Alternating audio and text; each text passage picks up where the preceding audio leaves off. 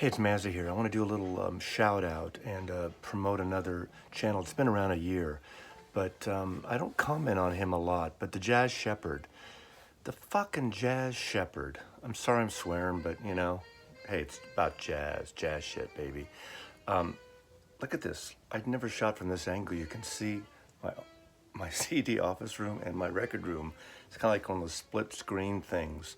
But if you're into jazz, and I find in the VC and vinyl community on YouTube and a lot of places, there's a lot of rock people who have been dipping in jazz lately. A lot of great reissue labels and things. And for my money, the Jazz Shepherd, I think his name is Daniel, probably knows more about jazz, has an incredible collection, and just a killer style that he talks about the music, he talks about the labels, he talks about the history of the labels, not just me showing a cover of a Charlie Parker record or a Dizzy Gillespie record or something, or my latest Blue Note acquisitions or reissues. And I'm going to talk a little bit about my jazz experience. But first, let me just do a shout out. And I think everyone here, I'm going to do a link below. In fact, I just watched this morning Prestige I think it was a part 2 of a Prestige jazz label, and he does his 2 turntable DJ rig, and some of you audiophile wonks are gonna get pissy because you'll see him pick a record up and hold it. When I do that, people kind of like their heads explode.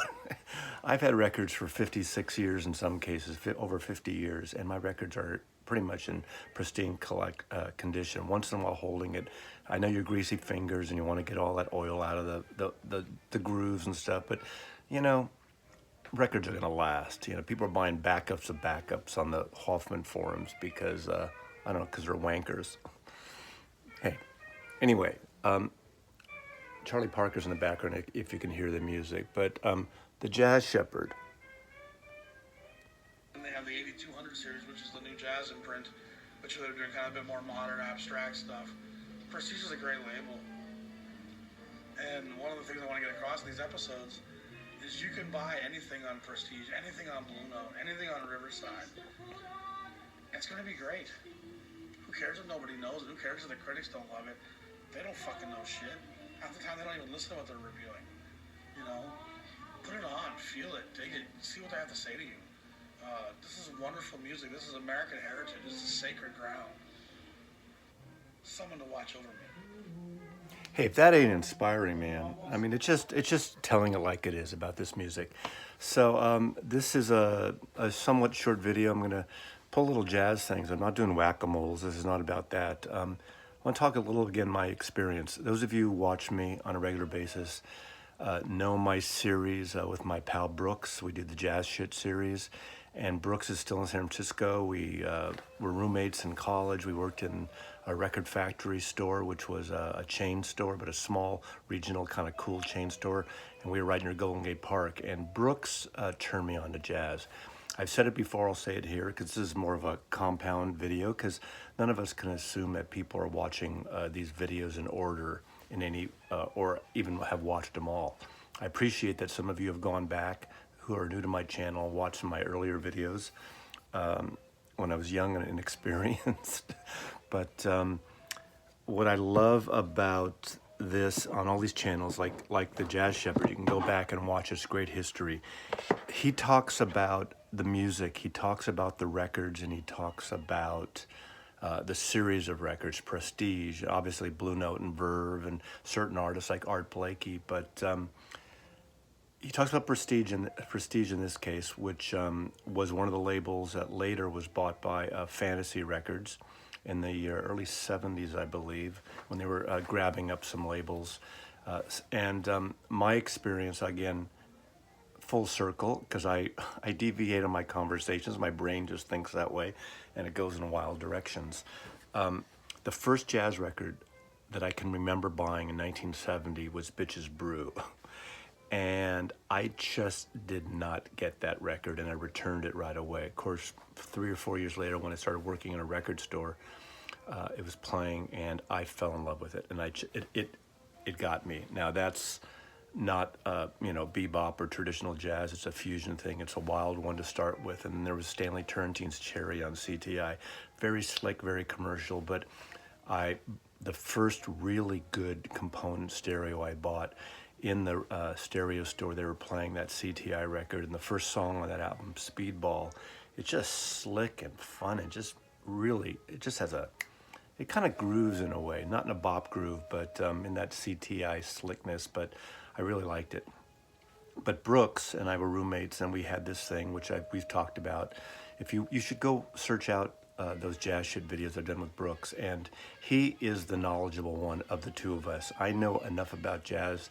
I've been into jazz for almost 50 years, but I don't know all the details like Brooks or the Jazz Shepherd here, and you're going to learn a lot. So I advise any of you who are tipping your toes into jazz to subscribe. He only has less than 500 subscribers, and I thought he would have thousands. Not that subscribers is a barometer, but it's a wealth of knowledge. He plays tracks on his DJ turntables, plops a record down, shows a cover, talks about the history of the labels. He knows the artists that are playing on every track, it seems, or most of it. And he's got a fantastic, it seems, I mean, I need to go back and find if he has a video showcasing the collection closely, because it seems like he has full catalogs of most people. A lot of originals, some reissues, obviously, and that's fine. The original jazz classics that Fantasy put out. But this video I'm linking below, it's a good place to start as any, because it shows you his intensity in a good way of talking about this music, and not in some kind of over-intellectual, wonk, jazzy, professorial way. It's really just accessible and cool, and he's got a passion of this music that really shows off. And I love that. I love that on any video, in any musicologist introduction. So again, Brooks we'd rush to the turntable when we were roommates in the morning, and he'd slap on jazz. So we'd call it, I said, Brooks, you're always putting on jazz shit. That's how that started. But I learned a lot from him, and working in the record business from 73 to almost 1980, through ABC Records, when I sold Impulse Records, I learned a lot about the labels, not like in detail. I've had a resurgence, like a lot of you, with jazz in the last several years. I'm beefing up my collection. I'm showing this angle mainly because here down is my jazz collection. And the beginning of that video that he talks about Charlie Parker. This is a collection on Savoy, an issue. And I'm not going to really show a lot of albums today, but the reason I'm showing this is because coming this August 29th, 2020 would have been Charlie Parker's 100th birthday. So this is Charlie Parker's centennial year, and I assume there's going to be reissues and things. So if I were you, I'd go now, start grabbing any Charlie Parker you see. My favorite jazz artist by far is Charlie Parker. Bebop stuff, he was an originator. The way he played just was like no one else at the time, and probably since. His birthday's only 6 days after mine, so we're Charlie Parker and Mazzy are Virgos. I don't know what that means. I don't know how neat he was, but this Savoy stuff, you can get it on CD or LP. I grabbed it because I don't know if it's even in print anymore. Savoy Jazz. But again, on that video that's linked below, he talks about Prestige. I don't have a lot of Prestige. These are a couple of early Prestige. These are probably 70s issues of Gene Ammons records. These are kind of cool records with Art Farmer, Jacqueline McLean, Candido, Duke Jordan, Edison Farmer, and Art Taylor. Again, I'm not going to, if you want to learn this stuff, go watch that video, bookmark it, subscribe to his channel, and do it after. I can't do this stuff, this music justice and these records justice historically or musically. I can showcase what I have in my collection, but I can't do that. But another great educational thing I had was, I said this before, worked in San Francisco, worked in the record business, and my girlfriend in 1970, late 77, 78, 79, was a woman named Nancy Newhouse, and she was the weekend disc jockey, did the 10 to 2 a.m. shift on the weekends at KSAN Radio, KSAN. At the time was the premier rock station in San Francisco. But the Sunday show, when she did the 10 to 2, there was a shift 6 to 10, that kind of Sunday hour when no one was around. And they had a jazz show on KSAN Radio. And the great thing is, and I didn't appreciate really, I kind of did, and I wish I had a tape recorder and recorded these conversations, but from 1978 and 79, early 79, Orrin Keepnews had a show on KSAN Radio, a jazz show. It was like a Saturday afternoon jazz show. And it was, I think it was like 6 to 10. So 6 p.m. to 10 p.m., give or take. Anyway, it was right before Nancy's show, and we'd get there early, and Nancy would be pulling records. This is before compact discs, and everything was pretty much on records.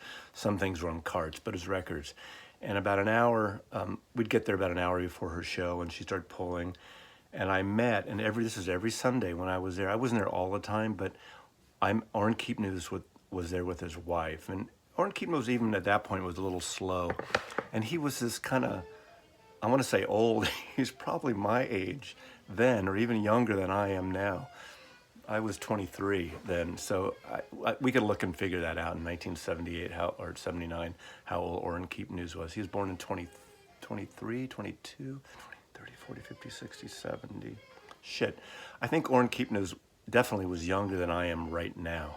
I wouldn't have known it. He was this old, bald Jew with a beard.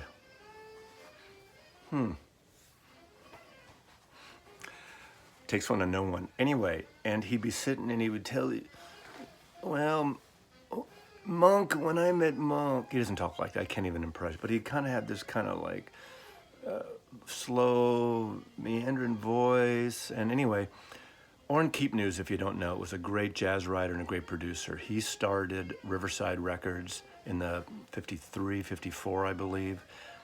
He produced a lot of people. And the connection with this Prestige video that you're going to look at in the link below, I don't think he talks about this specifically, but Orrin Keepnews signed Monk away from Prestige onto Riverside Records. And he was a handful. So I used to sit sometimes and I would talk to Orrin Keepnews, and he would tell me stories about Monk and all these great jazz artists that he worked with. Prestige, he sold Riverside to Fantasy Records in the early 70s and became the head A&R or producer at Fantasy. He moved to California. Fantasy Records is in Berkeley. And as you know, they call it the house, the new building and beautiful studios they have there in Berkeley was the house that Creedence built because they made all their money. Zantz made all his money at the time selling Creedence Clearwater Records. But at least Fantasy did reissues of these great jazz labels. So it was just an amazing thing being able to talk to Orrin Keepnews that year and a half or so that I would see him and he would tell stories. And I don't remember specifically any stories. I just remember the awe of it, and I would learn about some of this music and everything. So anyway, it's just overwhelming for me to show jazz records. Go to the Jazz Shepherd's videos, and he'll tell you anything you want. Go back, log onto his thing. I know that it's overwhelming now. There's so many great stations and channels out there that we all are watching of different kinds of music. But I know a lot of you, like me, who are maybe primarily a rock and roll or folk or something, soul person, are dipping into jazz with all the great, acoustic research, not acoustic research, that's a stereo, but the reissue labels, acoustic sounds, and tone poets, and the Blue Note 90, 80 releases of Music Matters Jazz, the high-end stuff and the rare stuff. But he talks about, too, there's a lot of great jazz out there you can get, not totally expensive, but don't just go for the big-name things. I mean, you can love Blue Train and you can love Kinda Blue, but there's so much other great stuff out there.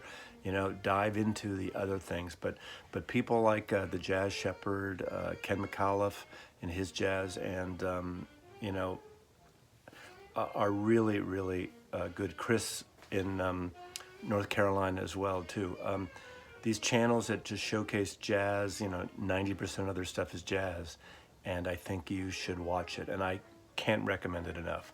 I show it, I can show you some things, turn you on to some records. If you happen to be in Seattle, we can whack-a-mole in my jazz section, and I can talk about it, but I don't know it as deeply as these folks that I think you should check out. So that's just a quick Thursday morning jazz shit video with Mazzy. And anyway, check them out. Highly recommend it. Mazzy loves you. Take care.